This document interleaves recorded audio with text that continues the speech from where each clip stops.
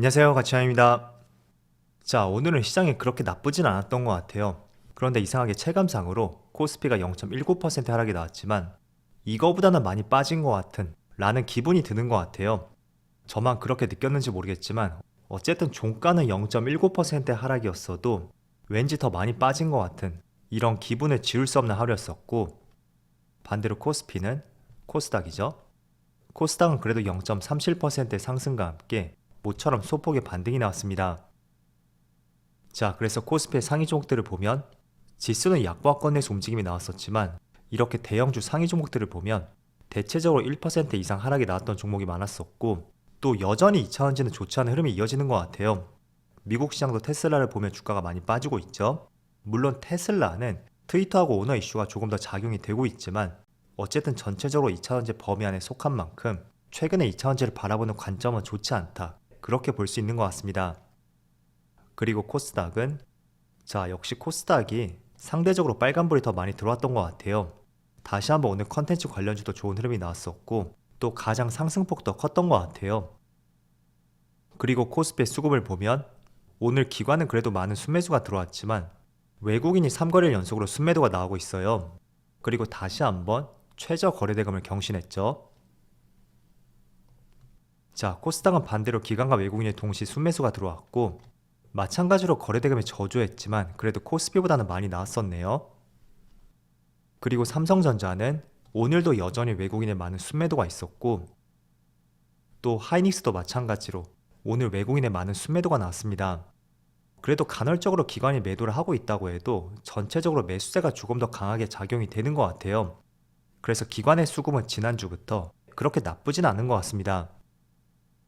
아울러 삼성 SDI는 여전히 기관에 많은 순매도가 나오고 있지만 여전히 외국인도 매수세가 들어오고 있습니다. 그리고 에너지솔루션은 오늘도 기관과 외국인의 동반 순매도가 나왔네요. 자, 이어서 주차별 매매 동향에 대해서 살펴보도록 하겠습니다. 12월 21일 외국인이 가장 많이 매수한 종목은, 자, 외국인은 전통적인 대형주를 많이 매도했어요. 반도체, 2차전지, 자동차 이런 종목을 매도했고, 반대로 오리온, 셀트리온, 삼양식품, 현대중공업, 현대바이오 이런 종목들을 차례대로 매수했습니다. 그리고 식품 관련주가 두 종목이 포함이 되어 있고, 특히 오리온은 최근에 모든 기업들이 목표가 하향 리포트가 나오고 있다면 오늘 반대로 상향 리포트가 나왔었고, 또 중국의 방역 완화와 함께 중국향 실적 개선이 기대가 된다는 좋은 기사도 많이 나오고 있습니다. 그래서인지 오늘 적극적으로 매수가 들어왔다고 생각이 되고요. 또 기관은 반대로 SK 하이닉스하고 하이브, 그리고 삼성전자 이런 종목들을 차례대로 매수했죠. 자, 이어 해외 증시를 보면 어제는 모처럼 미국 증시가 빨간불로 마무리가 되었어요. 물론 상승이라고는 볼 수는 없었겠죠. 5일 동안 음봉이 나왔었던 만큼, 단순히 기술적인 반등 내지는 단기간에 많이 빠졌던 만큼 매도세가 조금 줄어들었다, 그렇게 볼 수 있는 것 같습니다. 그래서 S&P 500은 0.1%의 소폭의 상승이 나왔고, 나스닥도 마찬가지로 이걸 양봉으로 보기는 어려운 것 같고 이제는 빠질 만큼 빠졌나? 라는 생각을 해볼 수 있는 그런 흐름이었다고 볼 수 있습니다. 그리고 다우지수도 보면 어제 0.3%의 상승이 나왔네요. 자, 일단 우리가 무거운 종목일수록 주봉이나 월봉을 참조하라고 말씀을 드리잖아요. 그래서 S&P 500을 주봉으로 보면 확실히 하나의 추세가 보이는 것 같아요. 이렇게 직전 고점들을 연결하고 또 저점들을 연결하면 추세가 이 파란색 밴드 안에서 움직임이 나오고 있는 것을 볼 수가 있습니다. 그래서 이번에도 이 근처에서 지수가 맞고 내려왔고, 이게 앞으로 계속 추세대로 연결이 될 것인지 그거는 단정지어 볼 수는 없습니다. 그렇지만 특히 올 한 해만큼은 이렇게 추세가 형성이 되었다고 볼 수 있고, 정말 최악의 시나리오로 본다면 다시 또 이렇게 이 추세를 따라서 이런 흐름도 나올 가능성도 있습니다. 그래서 그거는 확신을 가질 수는 없어도 현재의 추세가 이렇다는 거 한번 참조를 해보시면 좋을 것 같고, 이게 지금 S&P 500뿐만 아니라, 자, 코스피도 비슷하다고 볼 수 있어요. 이 주봉상 추세를 한번 선으로 연결해서 보면 대체적으로 이런 흐름이 나오죠. 이렇게 맞고 내려오고 또 맞고 내려오고 계속 이런 흐름이 나왔었고, 최근에 한번 돌파를 했었지만 다시 그 추세 하단까지 또 주가가 맞고 내려왔습니다. 자, 그런데 중요한 걸 말씀을 드리면 우리가 항상 투자를 할 때 지지와 저항을 많이 활용을 하잖아요. 그게 단순히 이렇게 수평적인 것에만 해당되는 것은 아니고요. 지금처럼 추세를 돌파했을 때는 다시 또 주가가 떨어지면 이 추세선이 또 하나의 저항이 될 가능성도 있습니다. 그래서 지지와 저항은 수평선뿐만 아니라 이렇게 추세선까지 같이 활용을 해서 보시면 좋을 것 같고, 또 코스피뿐만 아니라 코스닥도 비슷한 흐름이 나오고 있죠. 여기 20선이 거의 추세선하고 비슷한 궤적이라고 볼 수가 있어요. 자, 그래서 어쨌든 조금은 거시적인 흐름을 참조할 때는 이렇게 주봉과 월봉을 활용해서 한번 추세를 파악해 보시고요. 그리고 여러분들이 보유한 종목이 특히 대형주라면 필히 일봉보다는 주봉과 월봉을 참조하자, 그렇게 말씀드리겠습니다. 그래도 저는 개인적으로 월봉보다는 주봉을 많이 선호해서 보고 있거든요. 정말 삼성전자만큼의 큰 우량주가 아니라면 일반적으로 대형주라고 해도 주봉을 많이 참조하고 있고, 그 안에서 추세가 어떻게 형성이 되었는지 그런 부분을 많이 참조를 하고 있습니다. 자, 그래도 오늘 코스피 코스닥이 물론 상승다운 상승은 아니지만 전날 미국 증시가 낙폭을 제한해서 그런지 코스닥은 빨간불이 들어오고 있고, 코스피는 물론 파란 음봉이 나오고 있지만 그래도 크게 밀리지 않는 것을 볼 수가 있습니다.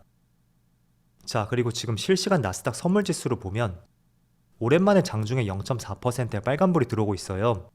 그래서 이런 부분이 국내 시장에 연결이 되는 것 같고, 그리고 무엇보다 지금 미국 증시가 한 차례 빨간불이 들어왔고 장중에 나스닥 선물지수도 빨간불이 들어오는 이유, 저는 어제 발표되었던 기업들의 실적 발표가 한몫을 하지 않았을까 라는 생각을 갖고 있습니다. 물론 5거래일 연속으로 하락이 나왔기 때문에 매도세가 조금은 약해졌다고도 볼 수 있겠죠. 자, 그런데 오늘 새벽에 미국 시장이 종료가 되고 나서 시간 외에 나이키하고 페덱스에서 실적 발표를 했어요. 그리고 제가 이 두 기업은 특히 중요하게 봐야 되는 이유 중에 하나가 최근에 미국에서 소매 판매가 최대폭으로 감소를 했다고 말씀드렸잖아요. 그런데 특히 나이키 같은 경우에는 대표적인 소비 관련주라 볼 수 있고 미국 시장의 소비를 가늠해 볼 수 있는 대표적인 종목이라고 볼 수 있습니다.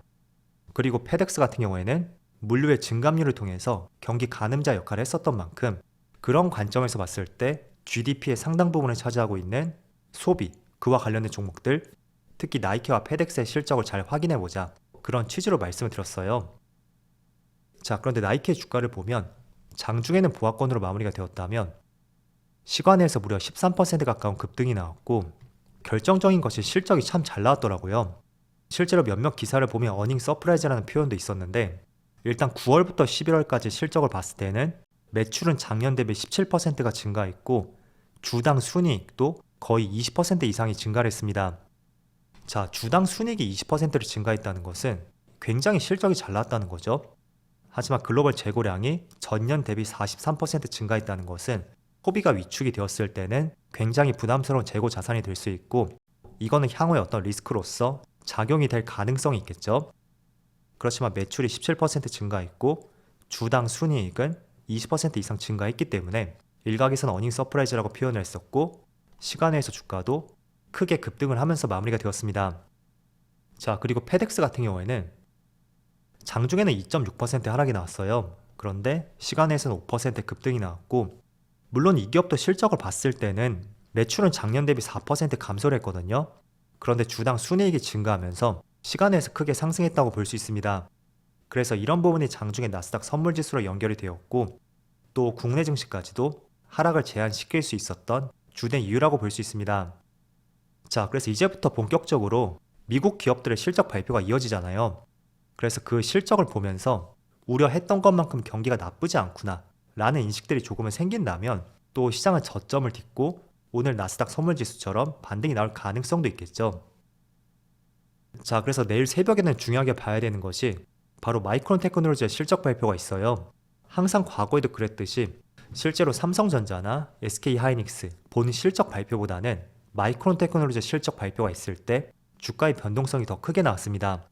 그래서 지금 삼성전자하고 SK하이닉스, 내일 마이크론 테크놀로지의 실적 발표에 따라서 그 흐름이 조금은 바뀔 가능성이 있고, 제가 저번에 중요하게 봐야 되는 것을 두 가지로 압축시켜서 말씀을 드렸어요. 첫 번째가 물론 지금의 실적이 어떻게 나오는지 그것도 중요하겠지만 저는 향후 가이던스를 어떻게 제시를 할 것인지 그게 훨씬 중요한 시점이라고 생각이 돼요. 아마도 내일 발표되는 실적은 부진할 것이고 컨센을 밑돌 가능성이 충분히 높은 업종 중에 하나입니다. 그래서 크게 기대를 하지 않지만 향후에 전망했던 것이 얼마나 더 부정적으로 바뀌는지 그런 부분들 참조할 필요가 있고, 또 두 번째는 추가적인 감산이 나오는지, 이거는 실제로 감산 조치를 발표한다면 국내 기업들에게는 호재라고 볼 수 있어요. 물론 그만큼 시장이 어둡구나 라는 전망 때문에 단기적으로 낙폭은 나올 수는 있어도 반도체 메모리 가격을 높일 수 있는 중요한 이슈가 될 수 있습니다. 지금 반도체 시장이 그렇잖아요. 수요도 점점 떨어지고 있는데 가격마저도 떨어지고 있기 때문에 이중고를 겪고 있다고 볼 수 있어요. 그래서 수요는 둔화한다고 하더라도 그 가격이 제한이 될 수 있다면 그것만으로 또 하락이 제한될 수 있으니까 실제로 추가적인 감산이 나오는지 그런 부분들 잘 체크해 보시고요. 아마 나이키하고 마찬가지로 내일 시간에 발표가 될 가능성이 있어요. 그래서 아마도 여러분들 출근할 때 그때 실적 발표가 나올 가능성이 있으니까 기사 한번 체크를 해보시고, 어쨌든 상승할 수 있는 좋은 재료가 발표될 수 있기를 한번 기대를 해봐야 되겠네요. 자, 그리고 부연적으로 이슈를 말씀드려보면 금투세가 아직까지는 확정되지 않았지만 2년 유예가 될 가능성이 높다고 지금 나와 있고, 또 두 번째는 내년 설날 전에 실내 마스크를 일부 해제할 가능성이 상당히 높은 것으로 알려져 있습니다. 그래서 지금 중국도 위드 코로나로 가고 있고, 또 오늘 아침 기사를 보니까 중국발 항공편이 증가했다는 새로운 기사도 있더라고요. 그래서 연말부터 내년 초까지는 중국하고 국내에서도 이 소비 관련주들이 조금 더 좋은 흐름이 나올 가능성이 높고, 그 업종 내에서 종목들을 선별해 볼 수 있는 관점을 가져오신다면 좋을 것 같습니다. 자, 요즘은 날씨도 정말 좋지 않고 주식시장도 좋지 않은 것 같아요. 그렇지만 연말까지 며칠 남지 않았으니까 다들 연말 마무리 잘 하시고요. 저는 내일 영상에서 찾아뵙도록 하겠습니다. 감사합니다.